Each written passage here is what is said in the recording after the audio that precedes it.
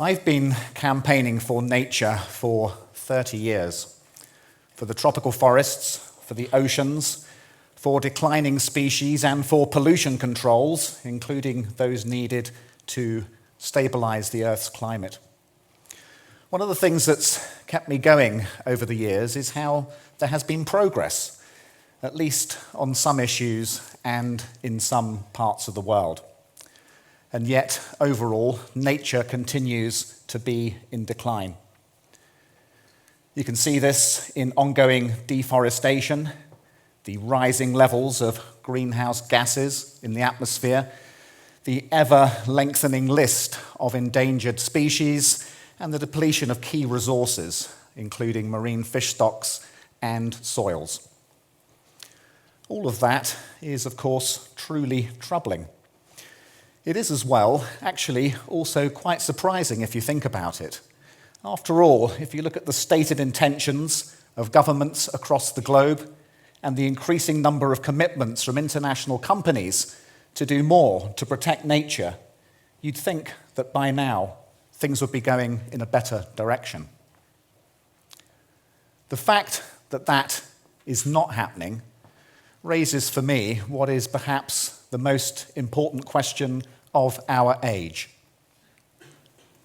Why? Why, after all the passionate promises to stop the rot, is nature still in decline? In looking for answers to that question, I've reached the conclusion that it is not mainly for want of more environmental laws that we are lacking, but more an economic system that is fit for purpose. I've seen time and again how the degradation of nature is permitted, justified, and even promoted in the name of what we've come to call economic growth.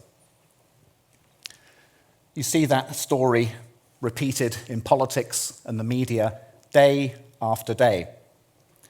So familiar an assumption has it become that we must sacrifice nature in order to achieve progress that it's hardly ever even questioned any longer. Not by most politicians, not by most journalists, and perhaps most worrying of all, not even by most economists. I spend quite a bit of my time working with senior executives from international companies. Sometimes I ask them what proportion of the world economy they believe is dependent upon nature. Think yourself for a second what the answer might be. Some of them say it's 10%, some say it's 20%, some of them say it's more. Of course, the actual answer is that it is 100%.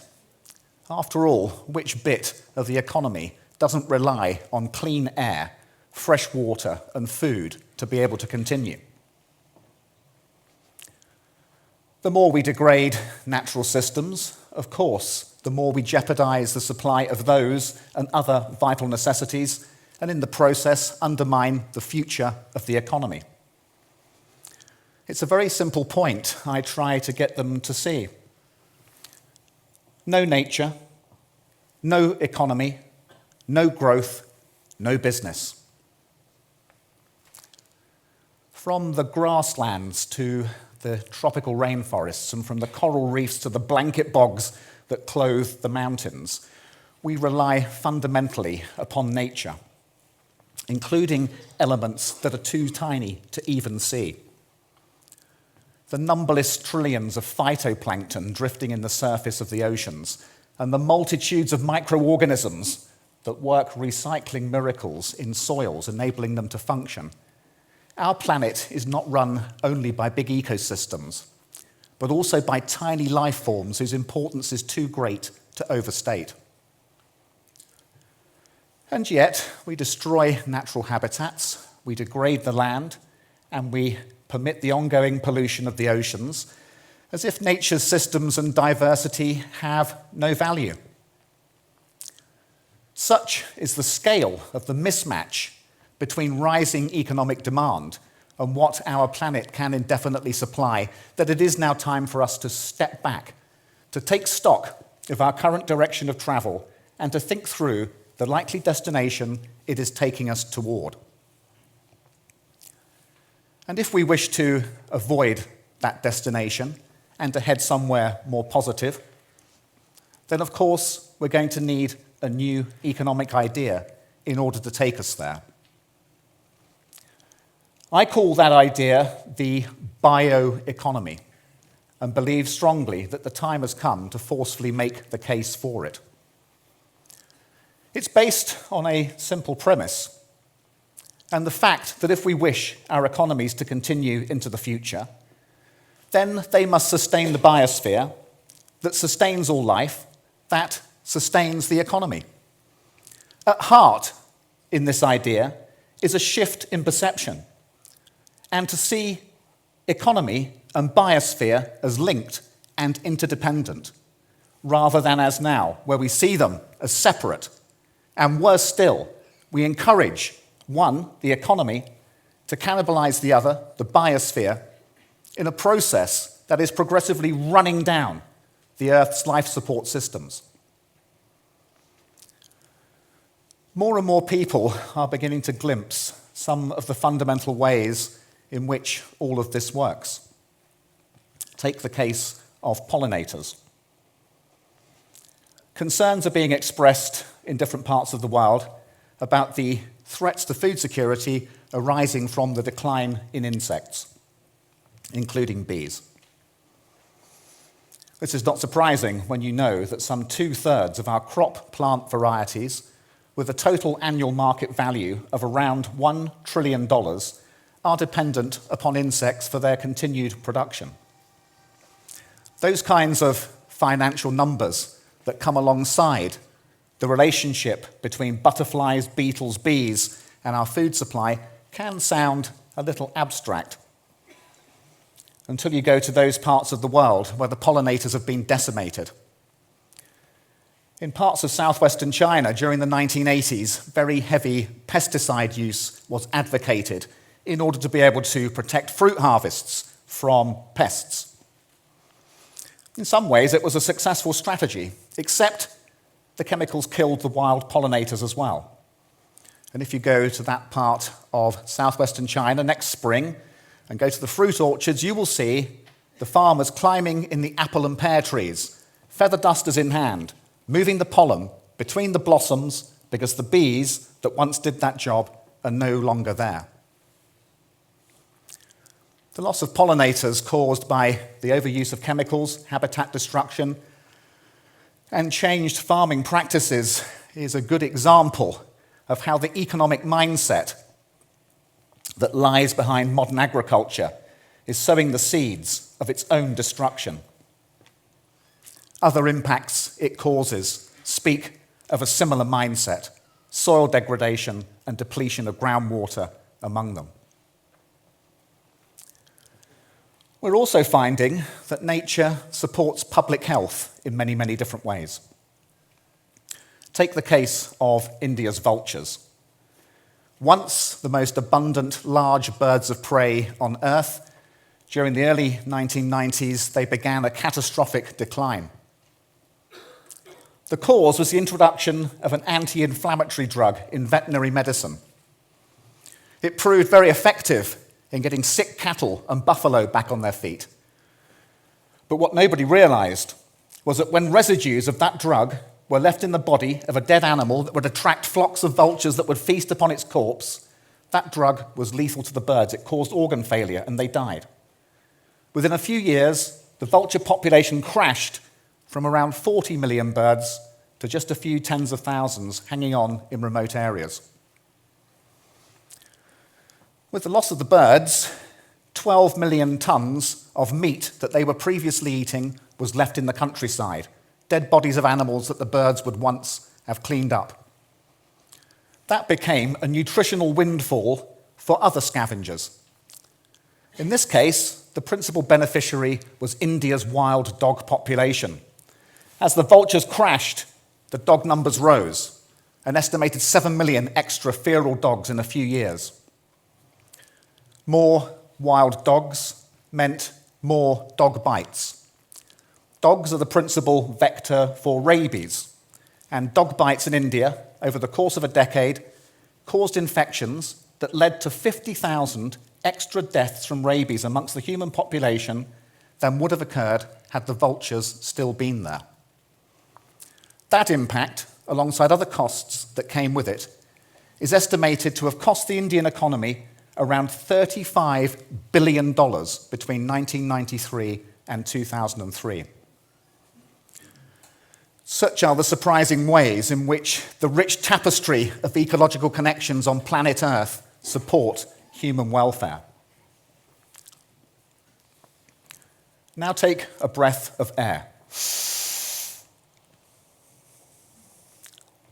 The oxygen we all just breathed in is, of course, essential for animal life. That much we all know. What is perhaps more surprising is how at least half of the oxygen you all just inhaled was replenished back into the atmosphere by those phytoplankton drifting in the surface of the oceans. The remainder of that life-giving gas is maintained in the atmosphere at a concentration optimum for us by plants on land. Even this fundamental fact of life is, however, subject to ongoing change. In this case, due to the warming and acidification of the oceans, in turn caused by the release every year of billions of tons of carbon dioxide from the combustion of fossil fuels and deforestation. Surely, if the way we are choosing to develop our economies impacts on the systems that sustain the very air we breathe, we have good cause to question our present direction of travel. So what's needed to move towards the bioeconomy, to embed our economic system inside the systems of nature in a harmonious way? One thing I believe we need to work on urgently are different measures of progress. Crude estimates of growth in gross domestic product tell us very little about the changing state of nature, even those systems that are underpinning development in the first place. We need to replace those crude estimates with more sophisticated measures that take full account of the changing state of nature, including new accounting rules for corporations and the presentation of new national accounts by countries. If we had that, then policymakers would find it much easier to use tax rules, regulations, public spending choices, subsidies, and trading schemes to begin the process of internalizing these so far hidden costs that emerge from the different choices that society make. It would help to close the fundamental problem we have, whereby the loss of nature is appearing on nobody's balance sheet. Then there would be a different approach towards engineering and technology, with a far greater emphasis on ecosystems in building what might be called green infrastructure.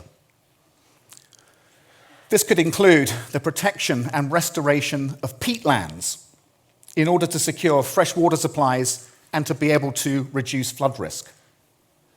The conservation and enhancement of forests as very effective carbon capture and storage systems, and the protection of coral reefs, salt marshes, and mangroves as highly cost-effective and flexible coastal defences.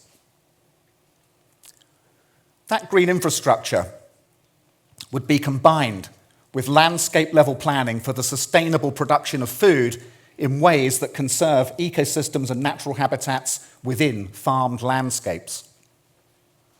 By protecting the incredible diversity of life on land, we would also protect the future of agriculture.